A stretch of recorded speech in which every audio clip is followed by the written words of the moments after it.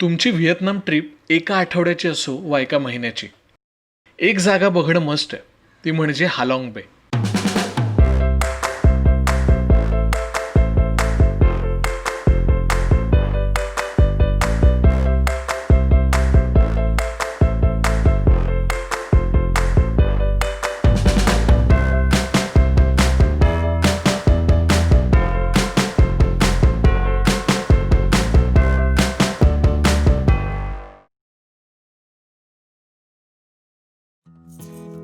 दीड लाख हेक्टर पसरलेल्या हालाँग बेमध्ये जवळपास 2000 लाईमस्टोन आयलंड आहेत.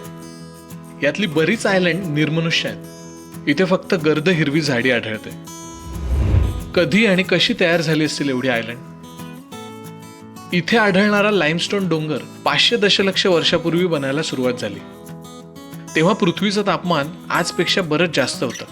जास्त तापमानामुळे कार्बोनेट सेडिमेंट पाण्यात जायला लागलं आणि पुढच्या काही दशलक्ष वर्षात लाईमस्टोन अधिक घट्ट होऊ लागला. तेव्हापासून आज दिमागदारपणे उभ्या असलेल्या लाईमस्टोन्समध्ये अगणित बदल झाले. एखादा डोंगर कोंबडीसारखा वाटतो तर एखादा कासवासारखा. लांबच लांब पसरलेला समुद्र आणि त्यातून डोकावणारे हजारो डोंगर बघताना स्वर्गात असल्यासारखं वाटतं. हजारो लाईमस्टोन डोंगर आणि समुद्राचं निळशार पाणी बोटीच्या डेकवरून न्याहाळत होतो. तेवढ्यात एक पाण्यावर तरंगणारं घर दिसलं आणि माझी उत्सुकता वाढली. आपली क्रूज सोडायची वेळ झाली आहे. आता बोटीतनं आपण एका आयलंडवर जाऊ आणि वेगळ्या हॉटेलवरती. आपली बोट बदलली आहे. आता कटबा आयलंडला चाललो. ते सायकलिंग आहे की आयलंड आहे, बरंच काही असं म्हणतात. एका आयलंडला उतरलोत आपण. भूक लागली आहे, 12 वाजले आहेत, ऊन आहे भरपूर आणि आधी सायकलिंग करायची आहे. जवळपास 1.5 तास, 12 किलोमीटर. सायकल घ्यायला बरीच गर्दी होती. सगळ्यांची सायकल घेऊन झाल्यावर मी माझी सायकल घेतली. आता सुसाट वेगाने सगळ्यांना गाठायचं होतं आणि मी पुन्हा गर्दीत येऊन पोहोचलो.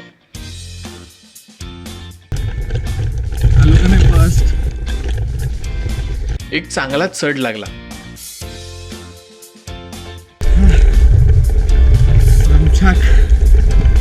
आता सगळ्यांच्या पुढे राहून पण कंटाळा आला. सगळ्या पोरांना जाऊ दिलं. हे उगाच मध्ये मध्ये मध्ये मध्ये येतात. जिंकणार तर आपणच आहे. काय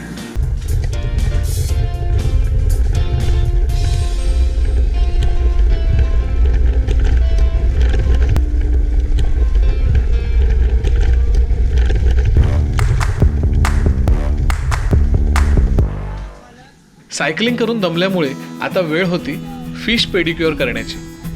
मसाज सांगून आणलं इथपर्यंत आणि आता सांगितलं की तुम्ही नदीत पाय सोडून बसा, मासे मसाज करतील स्वतः. शाळा घेतात लोक. इथे एका पाण्याच्या डबक्यात गारा रुफा नावाचे मासे होते. आपण पाण्यात पाय घालताना या माशांना व्हायब्रेशन जाणवतात आणि ते लगेच आपल्या पायाशी येतात. माशांना दात नसल्यामुळे आपली डेड स्किन हळूहळू कुरतडून खाताना गुदगुल्या होतात.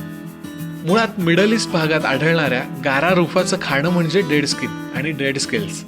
म्हणूनच जगात सगळीकडे हे फिश पेडिक्युअर बरंच प्रसिद्ध आहे. शाळा केली पोरांची, गाव दाखवायला आणलं, काही खास नाही आहे. आणि जेवायला आधी नाही दिला म्हणजे इथे लोक सगळं कोल्ड्रिंक घेतील, आईस्क्रीम खातील आणि आता जेवायला नेतात. केवढा विचार करत होतो बुक करू की नको. बरीच महाग होती ट्रिप. क्रूज ट्रिप 3 दिवस, $12,500, $184. म्हटलं चल कधी एक्सपिरियन्स घेणार. जर रस्ता चुकलो आपण फार शोधाशोध होणार आहे. त्यांची पण आपली पण.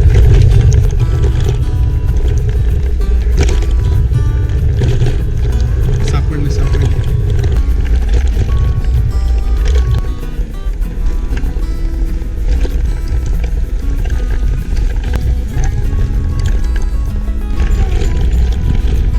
पुन्हा परतीचा प्रवास. सायकल परत दिल्या आणि आम्ही सगळे बोटीवर आलो. हालाँग बे गेल्या काही वर्षात पर्यटकांनी दुमदुमलेलं असलं तरीही टुरिस्ट हे इथले पहिले व्हिजिटर्स नाहीत. हालॉंग बे परिसरात मानवी वस्ती साधारण 20,000 वर्षांपासून आहे असं म्हणतात.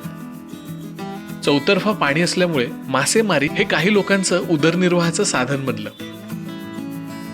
अशाच इथल्या कोळी लोकांच्या हालॉंग बे वरची वस्ती म्हणजेच फ्लोटिंग विलेज, समुद्रात वसलेलं गाव. इथे एकूण 4 फ्लोटिंग विलेजेस आहेत आणि 4ही गावची लोकसंख्या साधारण 1600 आहे. सुरुवातीला फक्त रात्रभर मासेमारी करून परतताना विश्रांतीची जागा असलेल्या ह्या जागा लवकरच कोळी लोकांचं घर बनलं. कुटुंबासहित राहणारे कोळी लोक हाऊस बोट्समध्येच राहतात. तिथे जेवण बनवतात. बोट पार्टी सुद्धा तिथेच. पकडलेल्या माशांची विक्री सुद्धा पाण्यातच. मुलांच्या शाळेपासून ते हॉस्पिटल आणि गावातल्या पोलीस स्टेशन पर्यंत सगळं काही फ्लोटिंग बोट्समध्येच. इथलं प्रत्येक गाव आणि गावकरी पाण्याशी आपला मेळ साधून जगत आहे. आपल्या आसपासच्या परिस्थितीला अनुसरून अडॉप्ट झालेले हे कोळी यांच्याकडे स्वतःच्या हक्काची जमीन नाही, पण तरीही तरंगत्या बोटीत गेल्या अनेक पिढ्या, अनेक वादळं, पूर, बदलतं हवामान सहन करत भक्कमपणे जगत आहेत. पुढचा स्टॉप होता मंकी आयलंड. लाखो वर्षांपूर्वी समुद्रकाठची वाळू वाऱ्यामुळे साठून इथे मस्त बीच तयार झाले. तर बोटीला हाईट आहे आणि उतरणार कसं किनाऱ्यावर, तर आयडिया केली इथे. फळी टाकली आहे आणि एक दांडा धरून उभा आहे.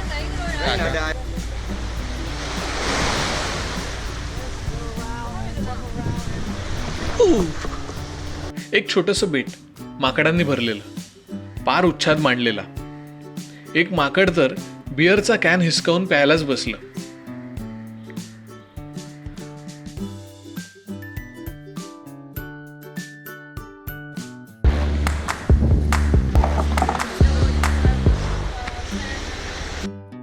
आम्ही पुन्हा पुढच्या प्रवासाला लागलो. ह्या बोटीतनं आम्हाला आणलंय का बेटावर. इथून बसने हॉटेलवरती. दुसऱ्या रात्रीसाठी आम्हाला कडबा आयलंडवर घेऊन आले. आपण आहोत कडबा आयलंडवर आणि सनसेट होतोय. मस्त आहे. खूप लांब आलो ॲक्च्युली हालॉंग बे पासून. आणि काय नाही. समुद्रात काही पार्टीसाठी प्लॅटफॉर्म उभे केले होते, पण तिथे जायचा कंटाळा केला. किती दिवस पार्टी करणार ना. दिवस 32वा आपण आहोत कडबा आयलंडवरती आणि आज रिटर्न चाललो आहोत हनॉयला. जर्नी मोठा आहे आणि बोटीने आणि मग बसने दिवस जाईल. काल किस्सा झाला. आपल्याला पहिले डॉर्मेटरी मिळाली, मग मी थोडासा गोंधळ घातला, मग प्रायव्हेट रूम दिली त्यांनी. एवढे पैसे घेता आणि डॉर्मेटरीत ठेवता यार, बरं आहे काय. काल मला हॉटेल चेक इन करताना चावी बरोबर रिमोट पण दिला. गंमत आहे ना.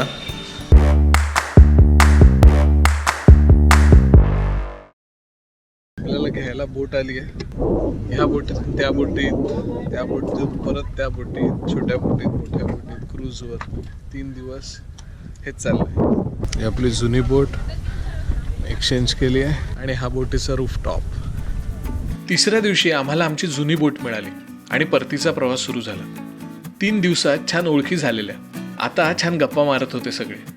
काही जण शांत पडून त्या प्रवासाचा आनंद घेत होते. बोटीवर एक मलेशियन फॅमिली होती. त्यांना अळी खातानाचा पराक्रम दाखवला.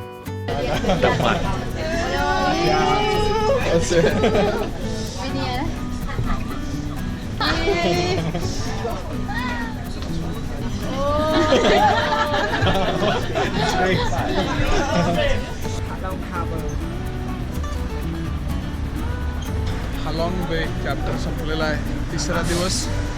आलेलो आहोत आपण, जमिनीवर आलेलो आहोत आणि आता हनॉयसाठी बस पकडायची. ही आपली गँग, ही आपली हनॉयसाठीची बस. प्रवास काही संपलेला. आधी पाण्यातनं नंतर रस्त्यावर.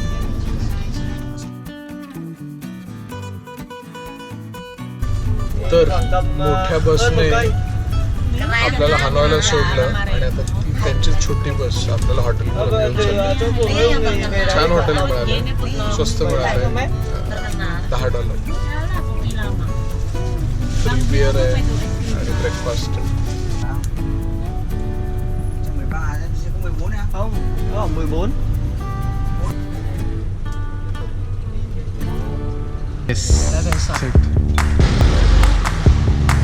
रिपब्लिक बॅकपॅकर्स हॉस्टेल आपण पोचलेलो आहोत.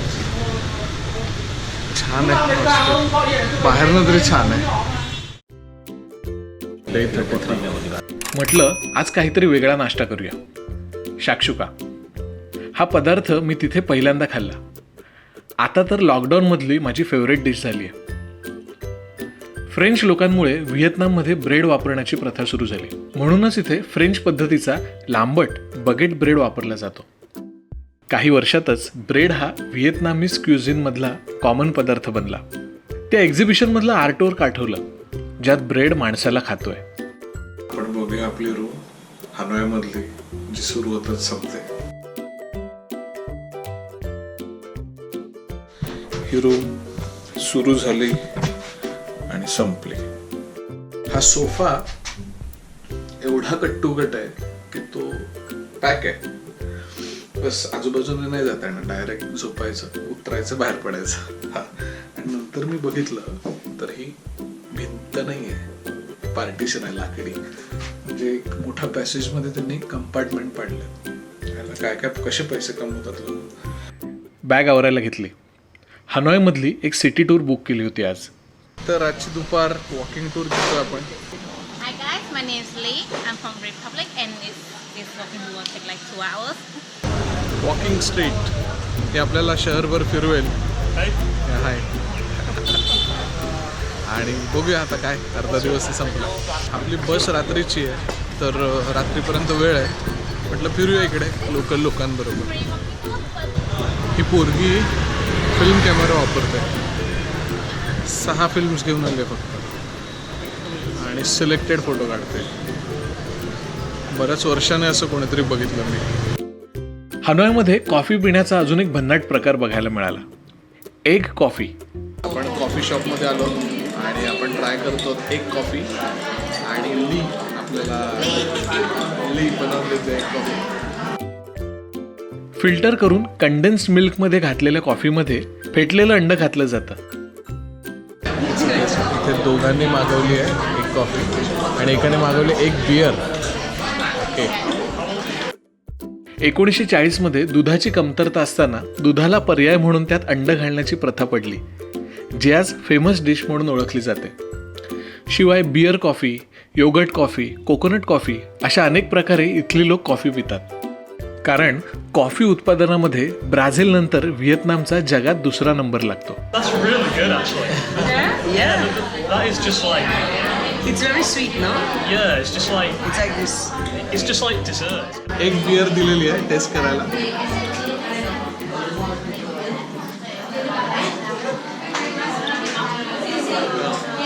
व्हॅनिला एक बियर.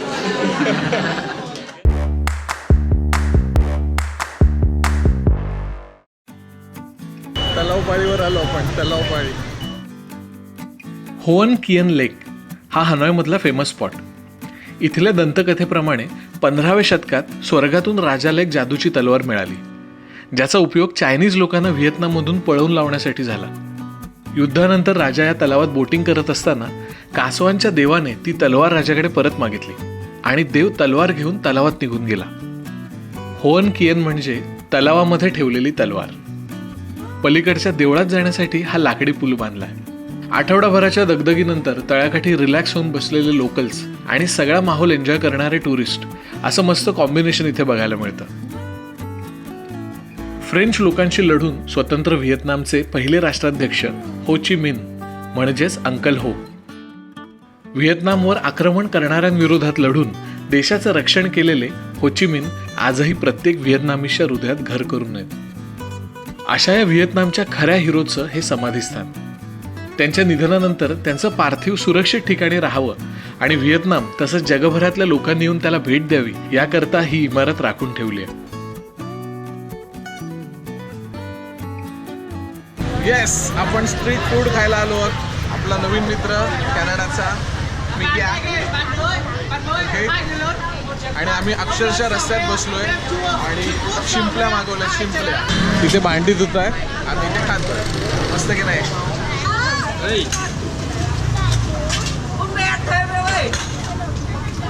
कशी आहे? Thanks to you for this experiment. अशा प्रकारे आम्ही शिंपल्या संपवलेल्या आहेत. वेळेत हॉस्टेल गाठलं, माझी भली मोठी बॅकपॅक सेट केली आणि निघालो.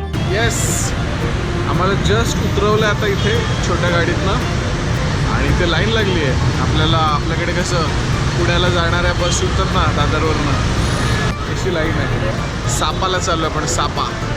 फ्रेश बस आणलेली आहे, बघूया आपला नंबर लागतो का त्यात. आणि आपण पुन्हा एकदा स्लिपिंग बसमध्ये आलो. जो लिस्ट चेक करत होता त्याच्याकडे गेलो, सेटिंग लावलं, माझं नाव लवकर आलं आणि आत हवी ती सीट पकडा आणि माझी नेहमीची फेवरेट सीट पकडली. मजा आहे. पुढच्या भागात पाहूया व्हिएतनामच्या डोंगरांमधली एक भन्नाट जागा, सापा.